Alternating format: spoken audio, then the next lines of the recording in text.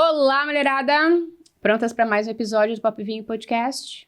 Espero que sim, porque eu tô muito feliz de receber Naya aqui, que também é terapeuta, também é mãe e é filha. Sobre isso que a gente vai falar, né? Sobre essa dinâmica de ser filha, de ser mãe, de ser mulher no meio de tudo isso. Dia das Mães está aí e não que exista um momento, um dia certo para falar isso, mas a gente já aproveita o gancho, né? Já aproveitamos esse gancho que a gente precisa reacender bastante essa questão do ser mãe, ser filha e conseguir conduzir tudo isso no mundo atual, né? Naya, te apresenta para essa mulherada, conta quem tu é e já aproveito para dizer que estou muito feliz de recebê-la aqui. Eu também fico honrada em receber esse convite, em estar aqui contigo. Eu te acompanho e a gente até sente uma dorzinha no coração, assim, por imagina eu ali com a Fabi. Mas é um prazer estar aqui contigo, é uma honra. Muito obrigada, gratidão. Deixa eu aproveitar e agradecer meus patrocinadores. Tranquilo. Ótica Veneza, sempre na minha família, no meu rosto, na minha vida, no meu cotidiano, seja no meu trabalho, seja nas minhas férias, eu só enxergo a vida com todo o brilho que ela tem, porque Ótica Veneza está no meu rosto. E também me deixa ainda mais linda, né? Porque eu adoro óculos. Eu sei que é fã. A gente fica linda Sim. com óculos. Quer dizer, sem também, mas o óculos... eu não sei, eu adoro pessoas com óculos. JC Soluções Hidráulicas e Elétricas, precisando de soluções, encanamentos, fios, chama o Jacir, ele é maravilhoso. La Mia Parma, em breve, espero que, inclusive, quando esse podcast for ao ar, a gente já tenha almoçado lá no La Mia Parma, porque estou ansiosíssima por essa abertura. Vai abrir ali no Zafari Caxias. Ai, que legal! Uhum. Então, o chefe Anderson, que é quem cozinha para o Papo e Vinho, é o chefe do La Mia Parma. Maravilhosa comida. Nossa, incrível! Então, por favor, né, Paulo? Bora! Inclusive, JC Soluções Hidráulicas e Elétricas é o responsável por fazer toda a obra também no La Mia Parma. Diniz Laser, porque a gente merece contar com a tecnologia para ficar ainda mais bonita, né? Então, tem muitas opções de rosto, corpo, para enaltecer ainda mais o nosso brilho. Dia das Mães vem aí, pacotes. Eu queria ganhar. Bocate, né? A gente logo vai provar essa delícia. Denilson é incrível, ele sempre faz uma seleção de qualidade. Mas Bocate tem taças personalizadas, presentes, vinhos, outras bebidas também, decoração para casa. Então também é uma ótima opção aí pro Dia das Mães. Não vai me dar panela, pelo amor de Deus. Mas um bom vinho, uma boa taça. Ai, gente, eu adoro. Gostaria, inclusive. Para você que não é meu filho, mas quer me dar presente, eu super aceito. IMS Produções Audiovisuais, para você que quer registrar o seu momento Dia das Mães em família. Chama Matheus para registrar esse almoço familiar, essa confraternização. Brincadeiras à parte. Ótimo esse momento, né? A gente sempre fica nessa dependência de... Vamos tirar fotos, tem alguém para registrar esse momento? Olha aí, ó. Acho que nem Matheus tinha pensado nessa possibilidade, mas tá aí o slogan. Grave esse momento familiar. A última gravação era velório, agora é Dia das Mães. Isso, para velório, para Dia das Mães, para batizado, para casamento, para divórcio. Chama o Matheus, entendeu? Registre os seus momentos. Isso aí, Matheus, à disposição.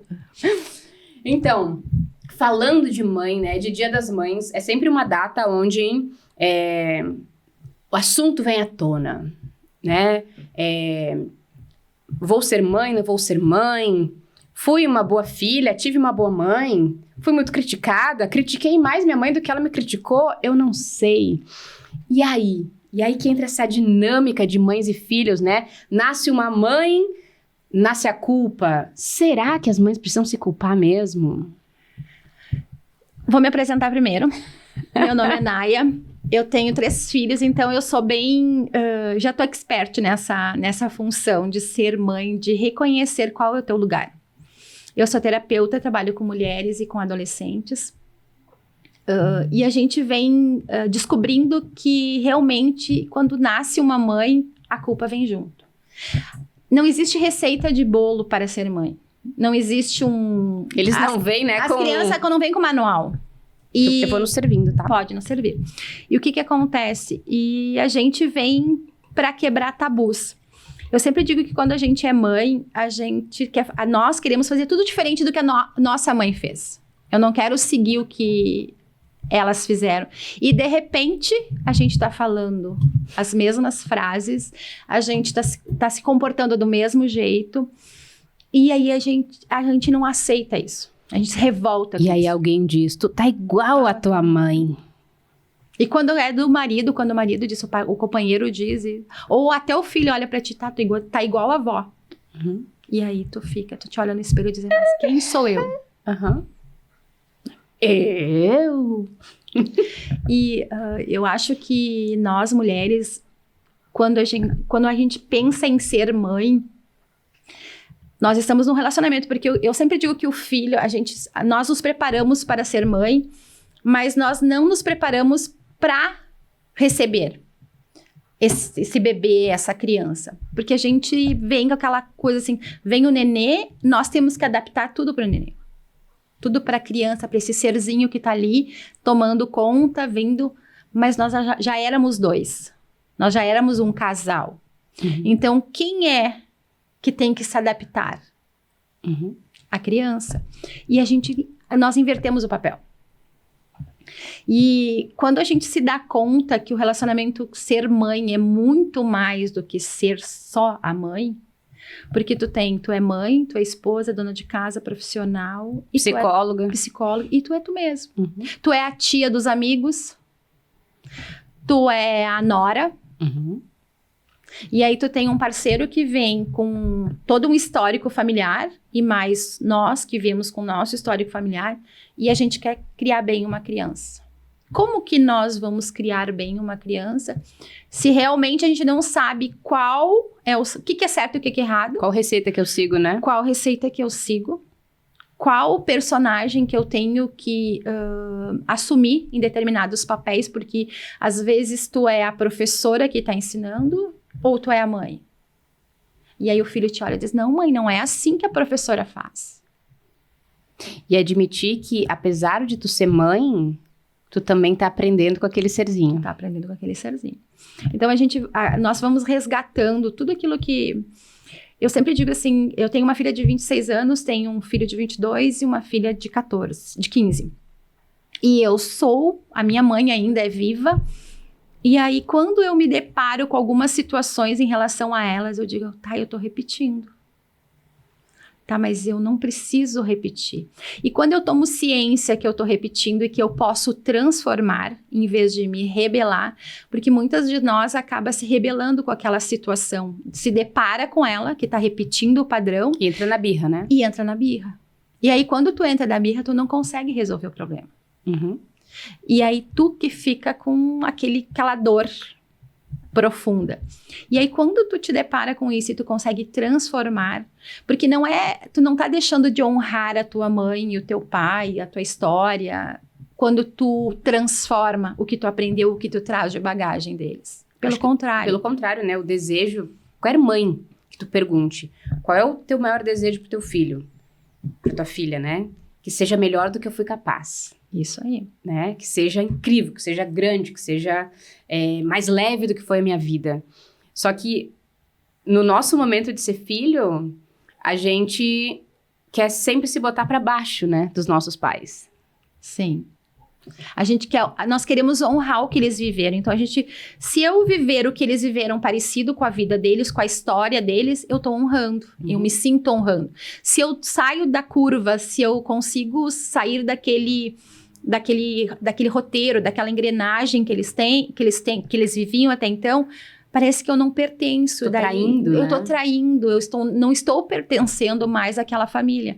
Então, é muito complicado quando a gente não entende. Por isso que a gente tem que ler, a gente tem que buscar conhecimento. E graças a Deus nós somos de uma geração que a gente tem tudo.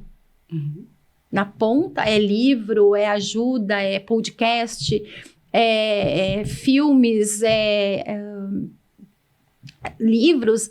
E infinidade de recursos, né? Recurso que nossos pais, a nossa mãe não teve.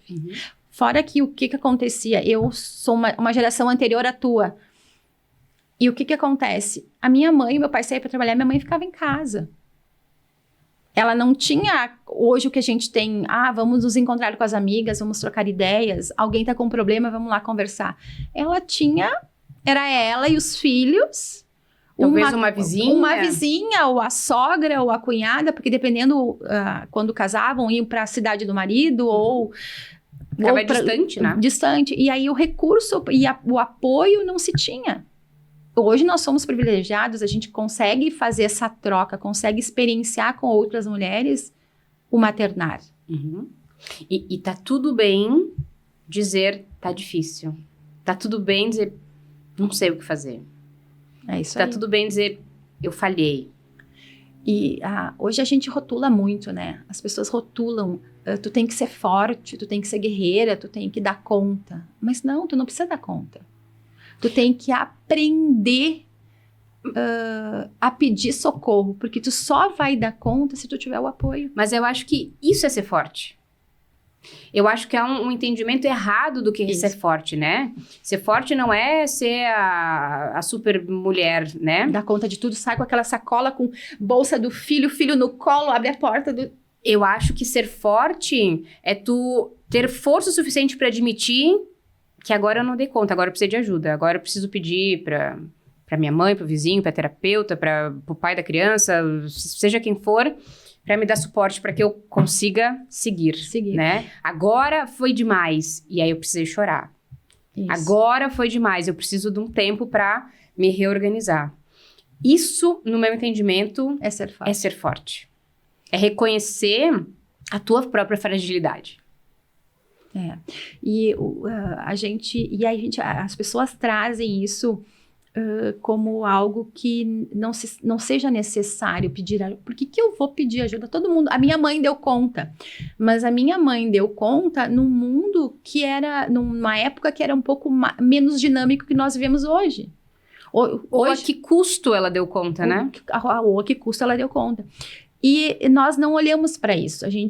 E quando a gente olha, que a gente se reconhece que a gente é frágil, que a gente precisa de ajuda, a gente consegue observar e antecipar os problemas. Porque às vezes a gente tá tão naquele sufoco de ser mãe, de dar conta, de o filho ir bem, dele ser uma boa pessoa, que a gente não observa. E aí as coisas começam a sair do controle, ou começam a acontecer, e nós começamos a nos culpar, porque a gente perde o controle por não observar, por querer dar conta. Por medo do julgamento, não carregar a culpa. Mas a minha mãe deu conta, a minha sogra deu conta, por que eu não vou dar conta? Eu vivo num mundo onde eu tenho um monte de recursos. É internet, é escola 24 horas, é academia, que na nossa época não tinha. Começa por coisa bem simples, fralda não ser de pano. Então elas começam a se olhar, não, mas eu não posso pedir ajuda porque eu tenho tudo. Mas não, o tudo é algo que nenhum de nós tem. O tudo é o momento que eu vivo com qualidade. Esse é o tudo. Agora, quando eu já não tenho mais a qualidade, quando eu tô ali fragilizada, quando eu não consigo chorar ou não consigo pedir ajuda, eu me perco da minha responsabilidade, da minha condição como mulher, como mãe, como dona do lar. Porque eu sempre digo que o lar, ele só consegue ter estrutura quando tem uma mãe equilibrada. Que quando a mãe não está equilibrada, o lar, ele sai fora do contexto de ser lar. Não estamos aqui para diminuir a importância do pai nessa estrutura, de forma alguma. Ele tem o seu pertencimento, o seu lugar, que é importantíssimo. Mas a mulher, ela sempre é estabilizadora do lar, né? Então, uma mulher, uma mãe equilibrada, ela vai transformar as outras pessoas que pertencem, né, a Sim. essa família e vai equilibrar todo mundo. Ela é o lastro, né? Ela é aquela que dá o direcionamento. Uhum. Ela é uma âncora de proteção. Eu digo que até o marido, ele sabe disso, porque quando ele não tá bem no trabalho, ou quando ele não tá bem, se ele olhar para dentro do lar, alguma coisa não tá legal com a esposa, com a mulher, com a mãe. Então, por isso que eu digo que lá no início, quando a gente casa, que a gente quer ter família, e nós mulheres resolvemos, com o marido, resolver engravidar, nós temos que ter todo um planejamento que aquele ser, ele tá vindo para completar, não para desestruturar, pra gente, porque geralmente o que o casal faz? É tudo em função do novo morador da casa. Mas eu que tenho 3, aconteceu isso comigo. Quando eu veio a primeira, era tudo em função dela. Daí, quando eu vi que eu tava me perdendo daquilo que eu queria e do meu relacionamento, porque o que adiantava eu viver só pra minha filha e o resto? Eu comecei a me perceber que eu estava me perdendo de mim, que eu não era mais aquela mulher que eu queria ser, aquela mãe, dona de casa, trabalhando fora, controlando, tendo minhas rotinas.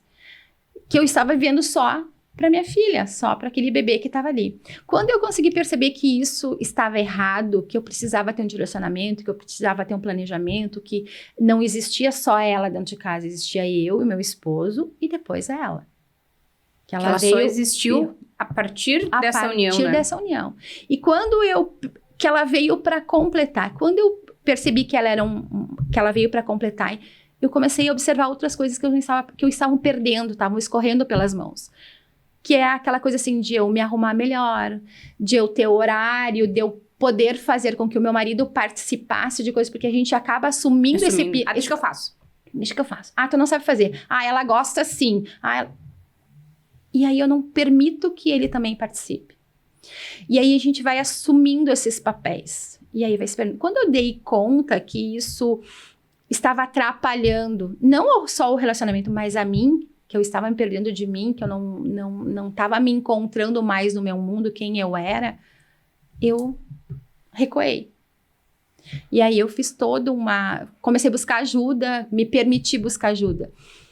Porque eu queria ter outros filhos. Daí eu pensava assim, mas se eu der tudo pra esse, como é que vai chegar o outro que vai sobrar pro outro? Eu vou tirar tudo desse sabe? Então, porque eu sempre gostei de família grande, porque eu sou a mais velha de 3 irmãos homens, nós somos em 4. Então, eu sempre gostei muito de família grande. E eu via que a minha mãe, os meus pais, eles tinham uma condição de aglomerar todo mundo, sobrinhos, então tinha lugar para todo mundo. Então, ninguém tomava lugar ninguém, ou ninguém era exclusivo. E aí eu disse assim, por que eu tô dando exclusividade se não era assim que funcionava? Por quê? Porque eu queria ser diferente da minha mãe. Entrou birra. Entrou birra, eu queria fazer diferente. E aí, quando tu começa a ver esses quesitos, tu começa a ver que tu pode ser mãe e mãe pode ser leve. Uhum. Tu não te culpa, tu não vai te julgar. Porque é tão ruim quando a gente começa a se julgar. Não foi bem na escola, tá? Mas o que eu tô fazendo de errado? Ele não consegue acompanhar, tá? Mas qual é a culpa que eu tenho? Eu não tô fazendo, eu não tô sentando para estudar. Vou pagar a professora particular. Tá, mas qual é o meu papel? Quem eu sou nesse relacionamento, nesse lar? Aí quando eu me empodero, que o meu papel é o de equilibrar, de equilíbrio, de conforto, eu consigo desempenhar meu papel de mãe e eu não me sinto sobrecarregada. Uhum. E se torna leve. Se torna leve ser mãe. Pra todo mundo. Pra todo mundo. Uhum. E pra criança ela te reconhecer, porque o que acontece? A gente acaba passando pra eles essas responsabilidades, essas dores que a gente vai carregando. Porque a gente quer honrar e quer que eles honrem.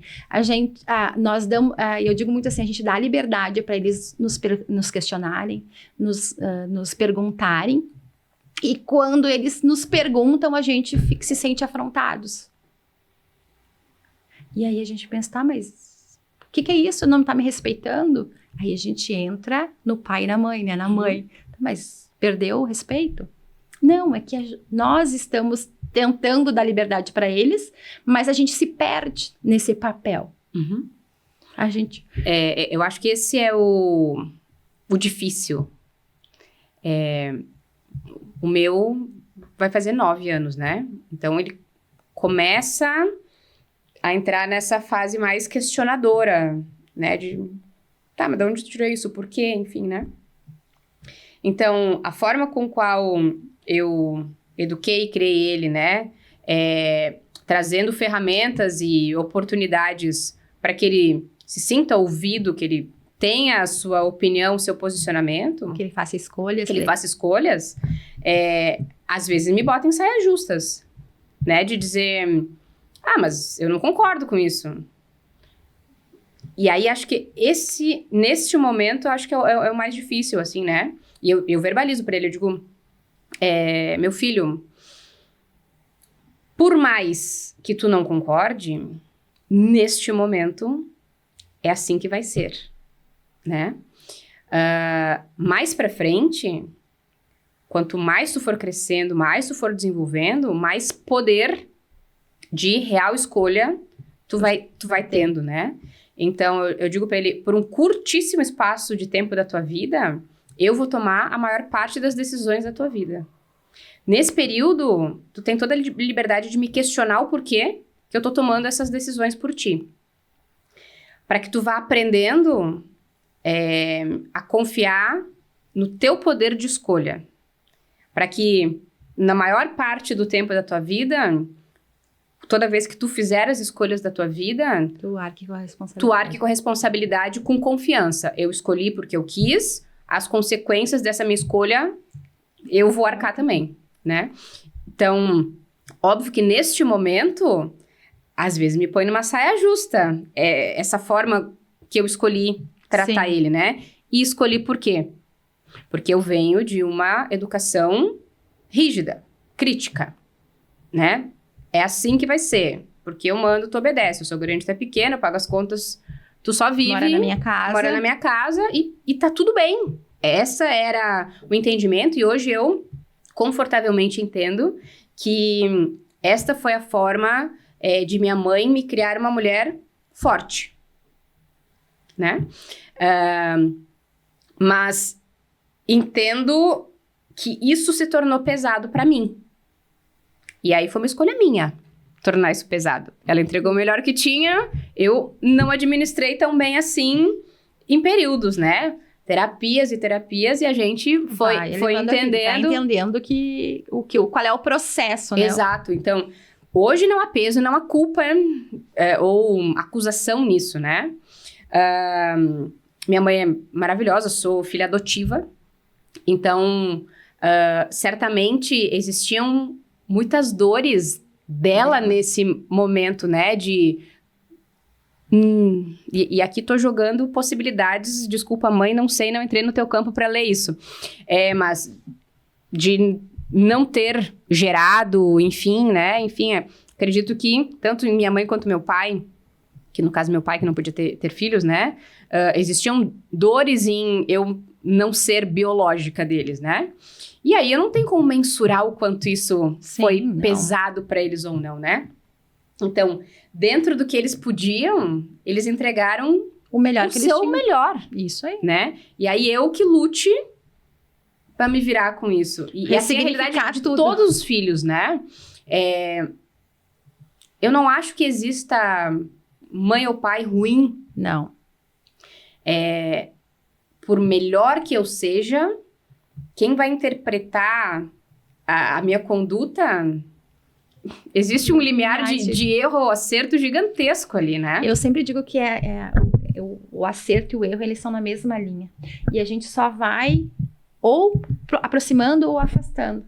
Então, tudo conforme o conhecimento que nós temos. Então, eu sempre digo que não existe o certo e errado. A minha realidade é diferente da tua. Uhum. Como eu enfrento meus problemas, como meus pais enfrentaram, é diferente de mim também hoje. Nós trazemos essas heranças, essa carga, essa responsabilidade de não errarmos, de acertarmos, de fazermos tudo certo como eles fizeram. Porque se nós estamos hoje aqui com as nossas profissões, com os nossos sonhos, realizando os nossos sonhos, eles acertaram e muito. Muito? Se nós temos como escolher, eles acertaram. O problema é que quando tu não tem essa maturidade que tu teve, que eu venho buscando, as pessoas, as mães se perdem, elas não se reconhecem como mãe. E aí acabam abandonando o seu lar, abandonando a sua casa, abandonando a sua figura, porque elas se perdem, elas não conseguem mais se olhar no espelho. Porque elas não entendem isso. Não por falta de ajuda, ou por falta de coragem de reconhecer. Porque é tão difícil tu reconhecer por que tu tem aquela dor. Eu tô passando um processo que até que eu comentei contigo, a minha mãe teve um lapso de... A médica resolveu tirar todos os remédios dela e ela entrou em abstinência. Todos os remédios controlados. Não foi diminuindo, simplesmente tirou. E ela já tinha lapsos de questão de Alzheimer. E a minha mãe sempre foi uma mulher muito braba, muito rígida. E aí ela começou com essas perdas de memória e hoje ela não reconhece. Ela reconhece, mas não reconhece. E ela tem uns rompantes do que ela era, da personalidade dela. E daí, de repente, eu me sinto como mãe dela, ter que tratar e cuidar. Nós somos em 4 irmãos. Uma inversão de papéis. Umas inversões de papéis. Mas eu não posso ultrapassar, porque ela continua sendo mãe. Mesmo que ela tenha esses lapsos de memória, eu não posso impor para ela o que eu acho certo, que ela não acha certo. Então, eu tenho que respeitar o limite dela. E aí, quando eu reconheço esse papel, meus irmãos ainda estavam difícil de eles reconhecerem, mas ela não se manda, ela não tem escolha. Eu disse, ela tem escolha, que nem o filho de vocês. Só que ela não tem consciência de tudo. Nós teremos que direcionar ela, mas ela não perdeu a identidade, ela continua sendo a nossa mãe. Ela continua lá dentro, em momentos de memória que volta... Sendo a mãe, ela não vai querer fazer o que nós queremos. Ela não vai querer um estranho 24 horas dentro de casa. Tudo vai ter que ser dosado. E nós vamos ter como os filhos respeitar isso. E tem muitos filhos que não entendem isso. E aí acaba a mãe querendo... Eu digo que, como ela não tem consciência, eu como filha quero ser mãe. E aí eu tenho que pensar, não... Eu não posso proteger. E a mesma coisa com meus filhos. Às vezes eu quero lá estar com dificuldade, não sabe o que vai escolher, e aí eu quero ser mãe. Então, quando que o papel, o nome mãe, né, ficou aquela coisa de acolher, de proteger. Não, a gente tem que ponderar o sentimento, a gente tem que orientar. E não escolher, não fazer a escolha por eles.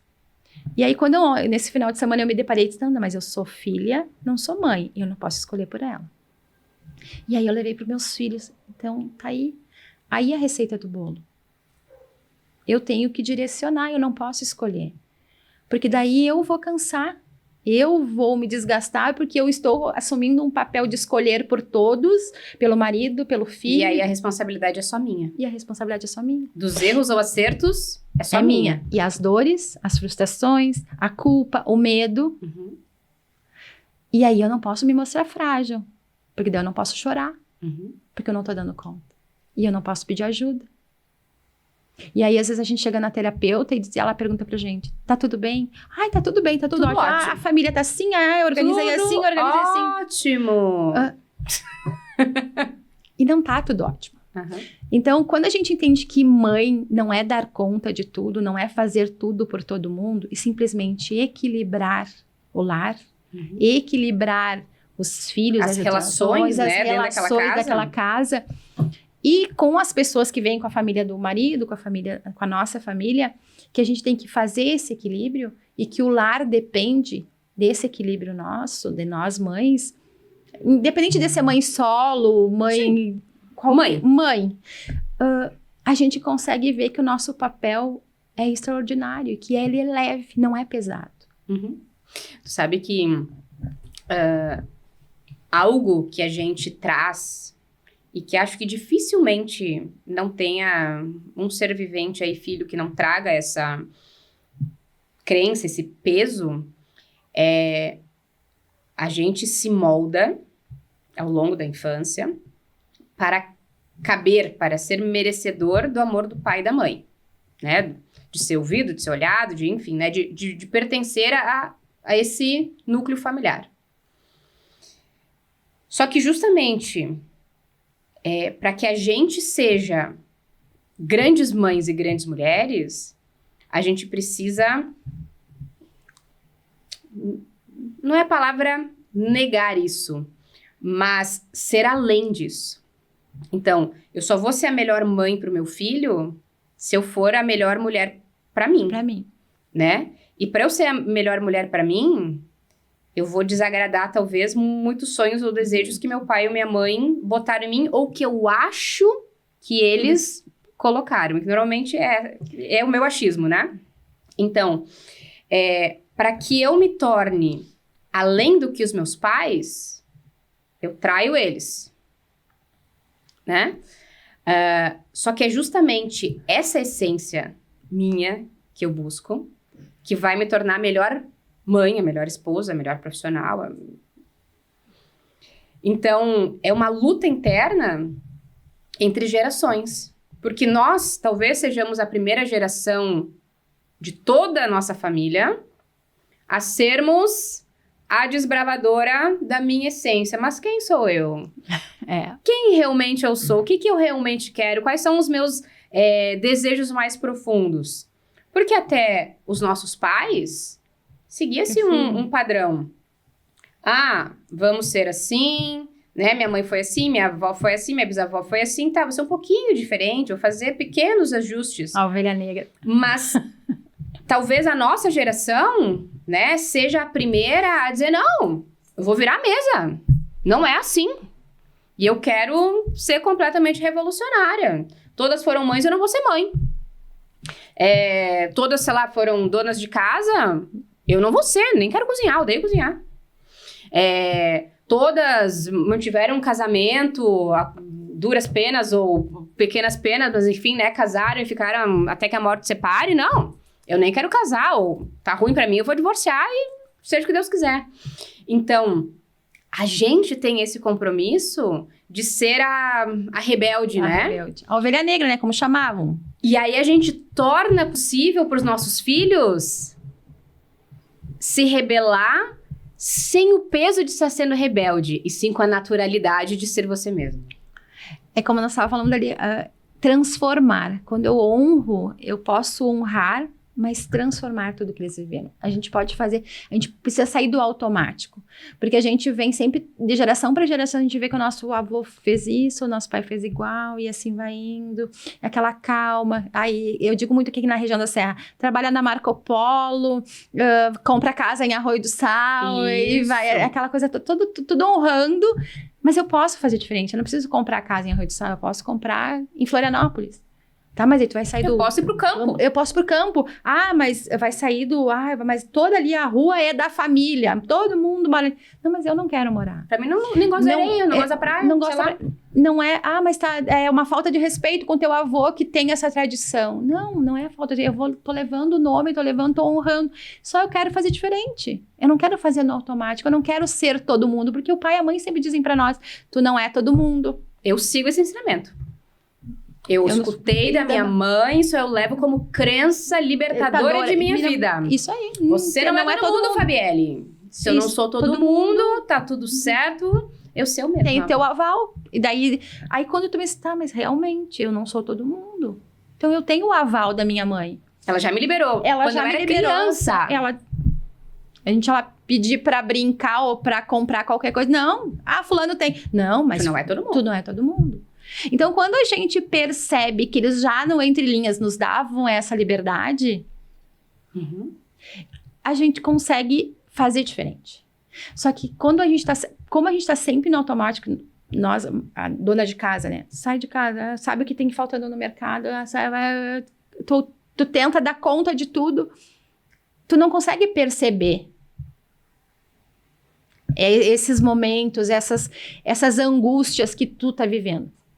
Quando tu para, tu respira, tu começa a orar, tu começa a te conectar contigo mesmo, sentir as tuas dores, o que o teu corpo fala pra ti, o que os teus movimentos, porque às vezes tu sai de casa, faz o mesmo caminho todo dia e tu não olha pra, uma casa nova, uma árvore, uma planta, assim, né? Tu sai assim. Mas aí quando tu consegue te permitir a perceber tudo fica mais leve. E aí tu começa a ver que tua mãe te liberou lá pra te ser uma mulher dona do teu nariz, fazer as tuas escolhas, seguir a profissão que tu queria, não ser todo mundo. E aí tu realmente presta atenção no que ela deixou pra ti. Tu sabe que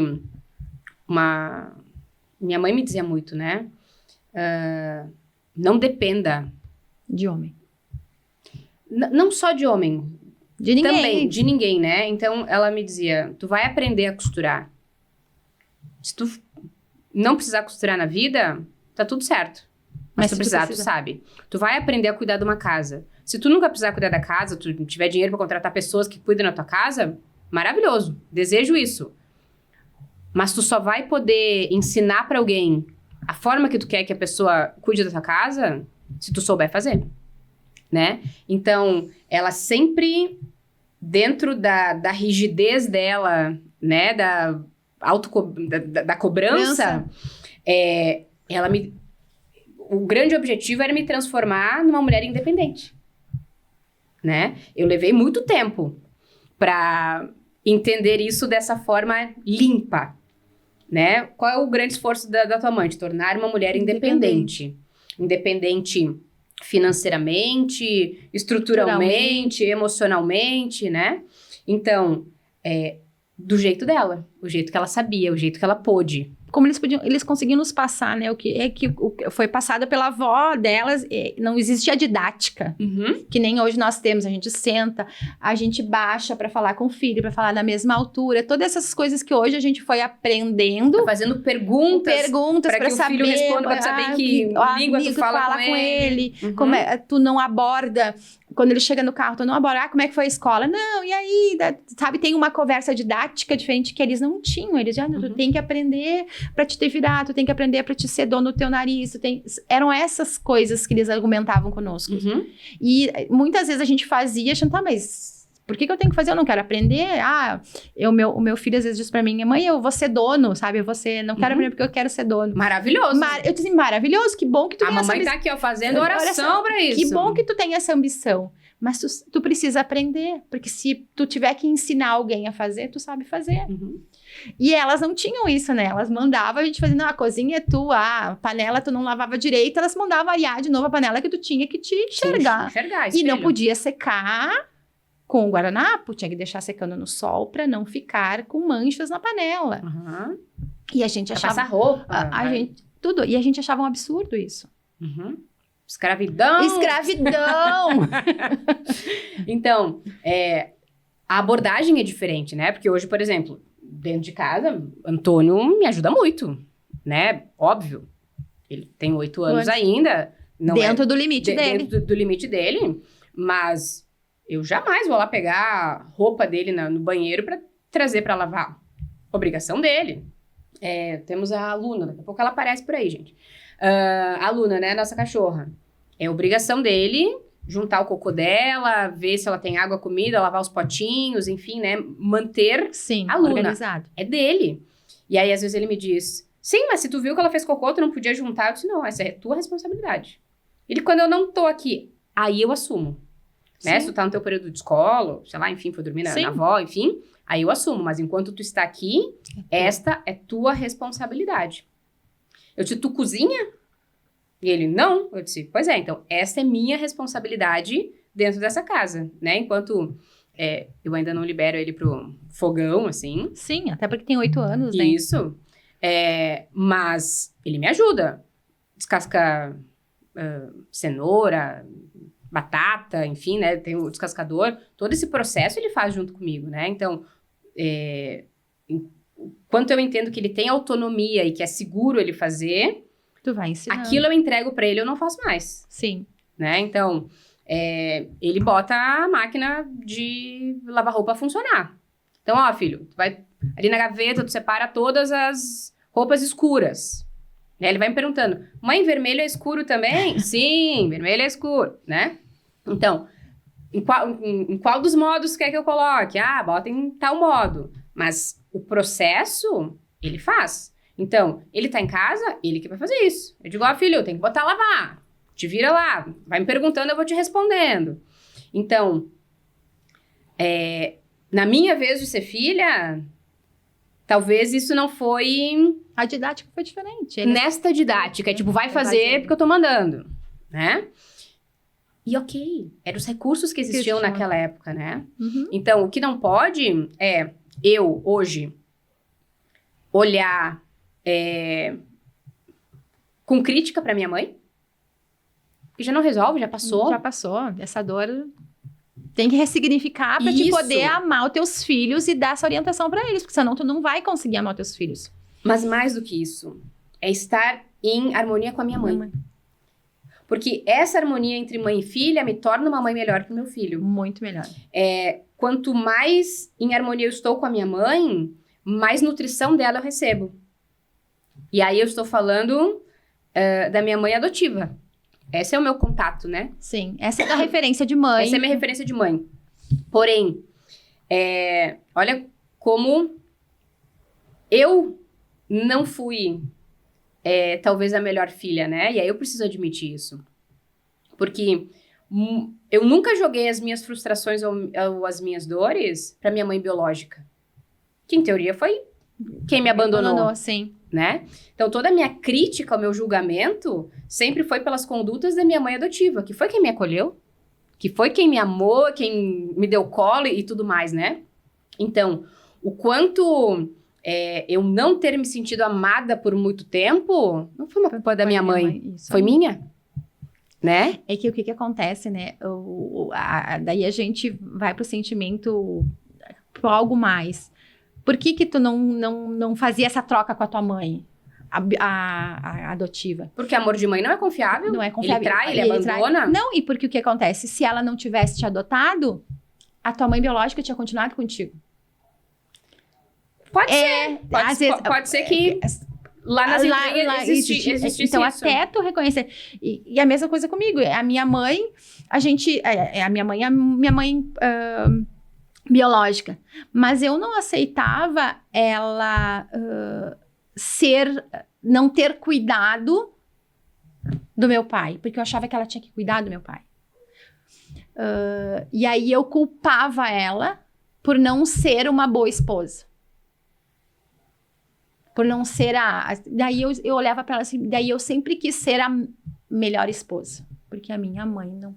Porque eu ouvia do meu pai aquilo, minha mãe não era dona de casa. A minha mãe sempre foi uma mulher que, mesmo casando nova, ela casou com 16 anos, 17 anos, e ela passou uma barra muito grande com meu pai, que ele sofreu um acidente e acabou perdendo a perna, e ela teve que assumir ele numa cidade grande, cuidando dele sem ter estrutura nenhuma. Mas eu nunca ouvi a história dela. Eu só ouvia do meu pai dizer que ela não era mulher, que ela não cuidava da casa, que ela não era... E pra mim, eu tinha esse rancor... Virou a verdade absoluta. A verdade absoluta, o que eu ouvia. Depois de adulta, depois que eu fui mãe, eu fui escutar a história de tudo que aconteceu. Por que o meu pai sofreu acidente? Como que aconteceu? O que aconteceu com ela? E aí eu entendi que uma menina de 16, 17 anos, casada recentemente, o marido sofre um acidente e ela vai pra uma cidade grande cuidar dele, ficou 1 ano e descobre que tá grávida. E aí, eu tenho 2 filhos aí.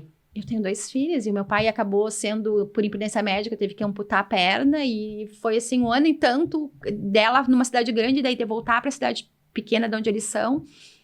E aí eu entendi que a minha mãe era daquele jeito, uma pessoa autoritária, porque foi como ela aprendeu a se defender na cidade grande. Uhum. E quando eu ressignifiquei, reconheci que aquela raiva que eu tinha dela não cuidar, aquele rancor que eu tinha dela não cuidar da casa, e eu queria ser diferente que ela. Então, eu casei, eu queria ser dona de casa, eu queria assumir. Tanto é que a filha ali, eu queria ser uma esposa, coisa.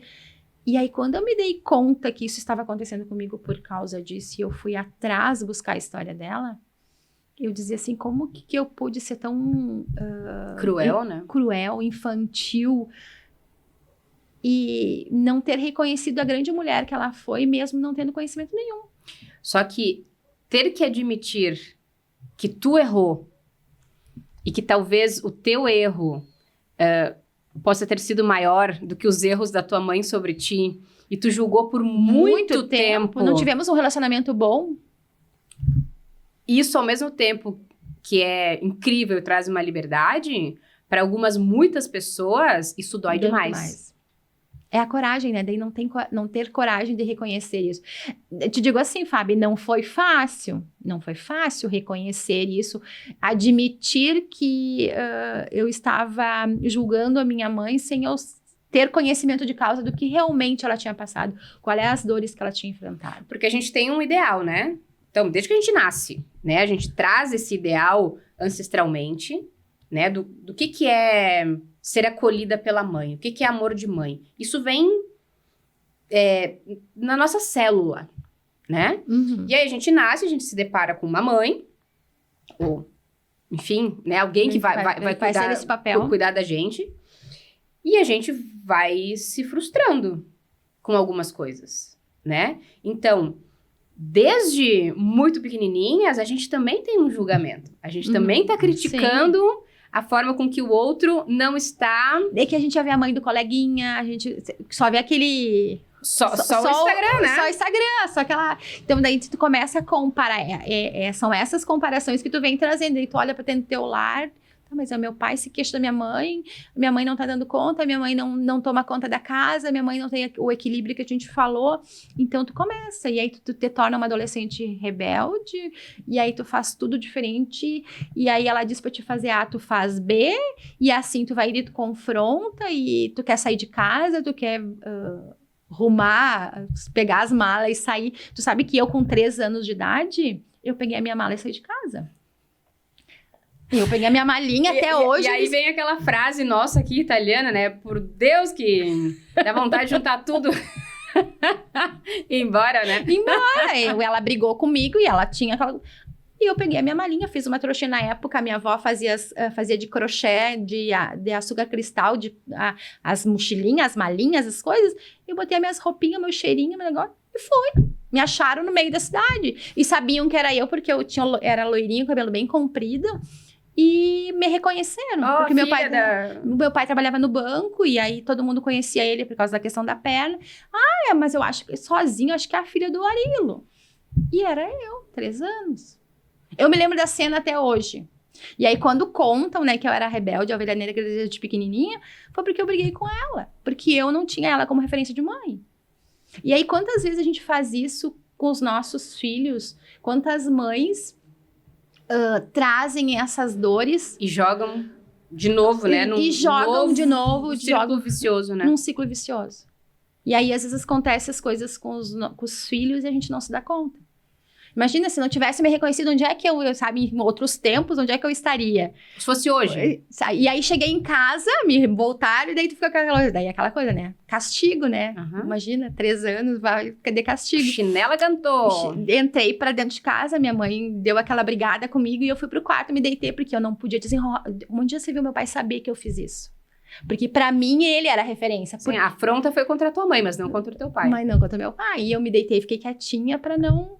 Então, toda aquela... Daí, todo mundo fala, às vezes, quando a gente se reúne lá, a rebelde da família. Mas depois que eu reconheci que tudo aquilo era porque ela sofreu e eu não reconhecia aquele sofrimento, eu não entendia, que fui entender depois que eu fui mãe, ressignifica muita coisa. A gente se reconforta com nós mesmos e a gente consegue desempenhar melhor esse papel de mãe. Porque daí a gente busca que nem tu falou, a gente busca se reabastecer da fonte. Mas, sabe uma coisa? Não sei se eu já falei sobre isso aqui em algum momento, mas toda vez que uma mulher engravida, ela se conecta com todas as ancestrais, né? Então, com todos os úteros de mães e filhos, né? Ancestrais em todas as suas dores, conflitos e graças. Isso aí.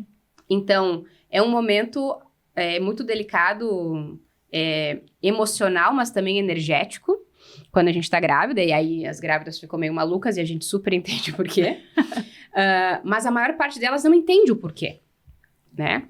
Então, quando eu engravidei, por exemplo, eu me conecto não com a minha família adotiva, eu me conecto com a minha família matriz, né? E são histórias que eu não conheço. São dores e vitórias que eu não faço a mínima ideia. E a partir disso, houve uma grande transformação em mim. Porque a partir dali eu comecei a me conectar com essa família que até hoje eu não faço ideia quem são, né? Mas, energeticamente, eu fui cada vez mais me sentindo pertencente a eles. E quanto mais pertencente à minha família biológica, né, de base, eu fui ficando, mais pertencente à minha família adotiva, eu também fui me sentindo. Então, o meu relacionamento com a minha mãe Flávia foi melhorando, não porque minha mãe Flávia mudou. Mudou, não. Ela segue a mesma. Agora, eu, enquanto filha, mudei.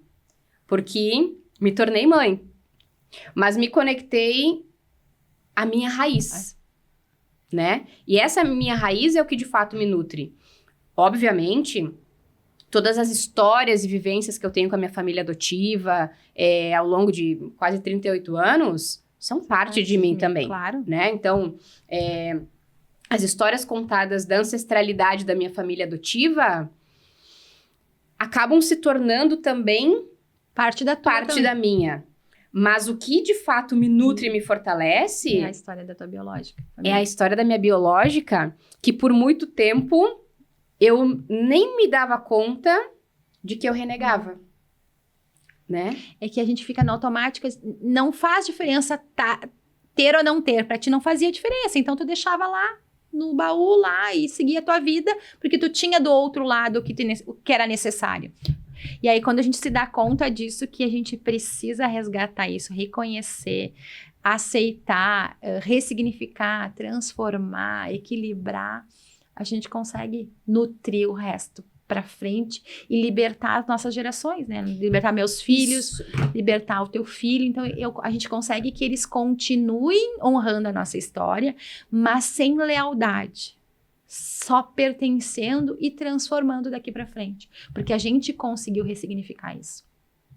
Eu digo hoje que, assim, quando eu fui lá cuidar da minha mãe, eu sempre pensava que eu não ia conseguir cuidar da minha mãe, dar banho, porque eu tinha todo aquele sentimento dela não ter sido o que eu queria como mãe.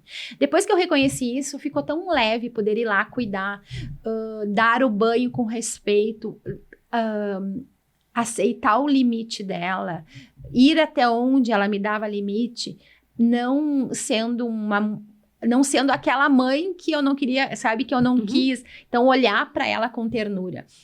Quando a gente reconhece isso, a gente ressignifica todo esse vínculo, né? Vínculo com a mãe, a gente se fortalece muito. A gente consegue se olhar no espelho e se reconhecer como mulher. E aí a gente aprende que a gente não precisa dar conta. Porque ela deu conta e não tinha quem recorrer e acabou me frustrando eu e meus irmãos, que também tinham ressentimentos, mas eu era mais velha, então senti mais essa coisa. E imagina com meu pai, aquela coisa de ligação filha com pai, tem uma coisa diferente. Então, essa cobrança. E daí, quando eu entendi toda a história dela, eu consegui... Tanto é que eu escrevi. Hoje, eu tenho um caderno onde eu fui buscando dela antes que se apagasse tudo. E lá atrás, todas as histórias, tudo que ela viveu com meu pai, como que foi. Para mim, poder contar para meus filhos, para minhas filhas, e mostrar que existe... Que essa história existiu. Que essa história existiu, que foi real e que a gente pode ressignificar, que a avó deles ressignificou e eu ressignifiquei, não trago pra mim tudo isso. Então, eu escrevi tudo, vou escrevendo e cada vez que eu falo com ela no telefone, que agora, por exemplo, ontem eu tava de aniversário, eu não tive a ligação dela. Então, dói. Mas quando a gente entende que esse amor é maior que tudo,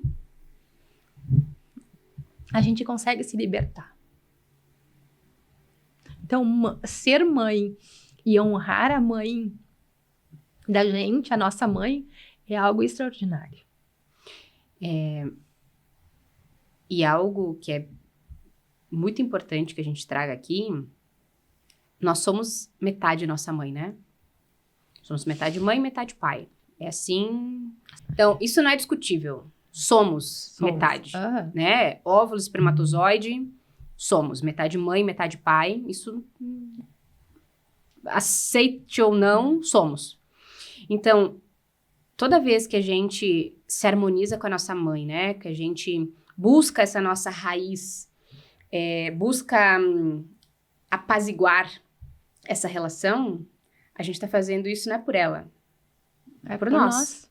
Então, sempre que a gente volta na história, né, da nossa mãe, da nossa avó, da nossa bisavó e assim por diante, quanto mais a gente consegue reconhecer as lutas que foram vencidas, mas também as frustrações que houveram e que não houve vitória nisso, a gente honra sendo nós mesmas, sendo melhores do que todas elas foram capazes, mas também tendo a possibilidade de ser talvez a primeira nessa história, nessa ancestralidade, né, nessa família, nesse sangue, nessa terra, a ser vitoriosa, a ser livre, a ser ouvida, a ser dona do seu caminho, né? Então, toda vez que eu me harmonizo com a minha mãe, eu possibilito estar em harmonia comigo mesmo.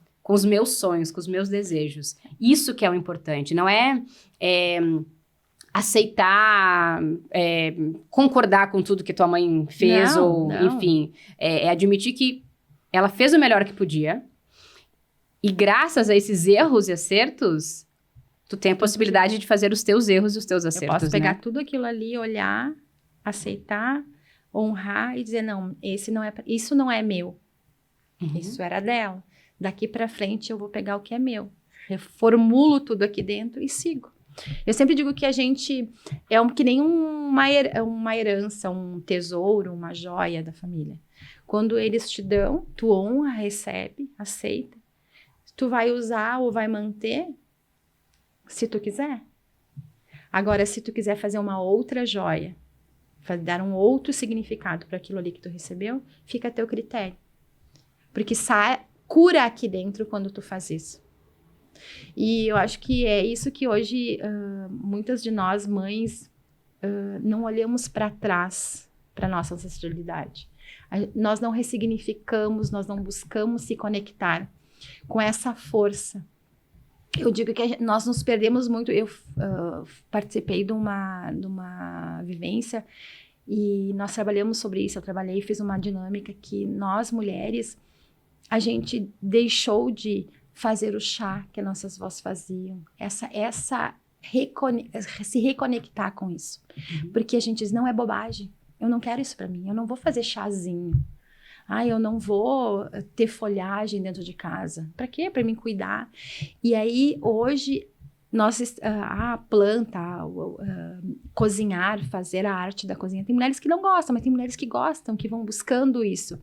E aí, quando a gente começa a se conectar aos pouquinhos, que a gente começa a perceber que vem uma egrégora que está buscando isso, da gente se reconectar com nossos ancestrais, de fazer o chazinho. Daí a gente pensa, mas a Ayurveda, que hoje todo mundo está usando para se cuidar. De onde é que vem a Ayurveda? Nos nossos ancestrais? Da terra. As plantas, as verduras que tu mais colher do que desenrolar, que os nutricionistas hoje usam. De onde é que vem? Nossos ancestrais. A gente poder fazer a refeição em casa, buscar mais ficar em... De onde é que vem? Então, é uma necessidade hoje que as nossas gerações, que estão buscando, porque houve essa desconexão de não querer se conectar com a história dos nossos pais, das nossas vós, das nossas mães. Cortar isso. E aí, hoje, a gente vê que essa necessidade está sendo muito forte em buscar isso. Porque essa consciência, essa força ancestral nos nutre. Independente se eu olho para eles ou não, eu estou me nutrindo disso. Só que sempre que eles não são lembrados, há uma dor nisso. Uma dor. E aí é uma dor que me nutre, né? Então, quanto mais reverência a essa ancestralidade, né? Quanto mais ouvi-los, honrá-los, respeitá-los, né? Entender o quanto essas lutas são responsáveis por quem eu sou hoje, eles passam a trabalhar a meu favor. E aí essa nutrição potencializa a aos meus ganhos, né? Torna a minha vida mais fluida, mais leve. E o lar fica equilibrado, porque daí tu consegue ver que tu tá trazendo de volta para dentro do teu lar tudo aquilo que a tua mãe fazia, que a tua avó fazia, que era fazer a refeição, aquele momento com o filho, independente da quantidade, mas sim a qualidade. Uhum. Talvez na vida corrida não vai dar para fazer isso todos os dias. Mas talvez no sábado, talvez no domingo, isso possa acontecer, né? Ou aquela coisa, levantar um pouco mais cedo, tomar o café, sabe? São coisas... E aí a gente começa a ver que todo mundo tá resgatando isso. E quando tu consegue resgatar isso, tu honra lá a tua mãe. Uhum. A tua ancestralidade. Algo que eu tenho por costume fazer, eu acho bem legal, talvez seja algo que facilmente todo mundo consiga fazer. Toda vez que eu literalmente como algo que eu tenho prazer em comer, né? Aquilo é muito bom, seja a primeira vez que eu provo uma comida diferente, Sim. ou uma comida, nossa, muito gostosa, eu sempre ofereço aos meus ancestrais. Então, esta vitória, essa possibilidade de comer algo bom é nossa. É nossa. Não é só minha, né? Sim. Então, é algo meio que diário que eu estou sempre buscando entregar aos meus ancestrais, né? Uma referência pra eles, né? Uma reverência pra eles. Então, assim, olha ali, galera. Tá bom comer esse sushi, né? Delícia. Para que eu possa comer sushi mais vezes, bora me ajudar. Preciso de mais patrocinador, preciso de mais cliente, preciso de mais mulheres na minha mentoria. E bora agitar isso aí pra mim. Entende? Então, eu tenho uma comunicação, seja com o divino, seja com os meus ancestrais, de amigo, né? É o meu jeito torto mas eu de tenho ser, né? Então, eu falo com Deus como se Deus estivesse sentado na minha frente. Bah, God, tá foda hoje, God. É o meu jeito. Talvez não seja o seu, e aí você vai fazer Cada isso um, com né? uma reverência. Ai, senhores, meus ancestrais. E tá tudo certo. Mas lembre deles, oferende eles, honre eles. Honre. Mas através da sua liberdade de ser do seu jeito. Respeita a tua essência, e aí não vai ter erro. É verdade. Que nesse Dia das Mães, né?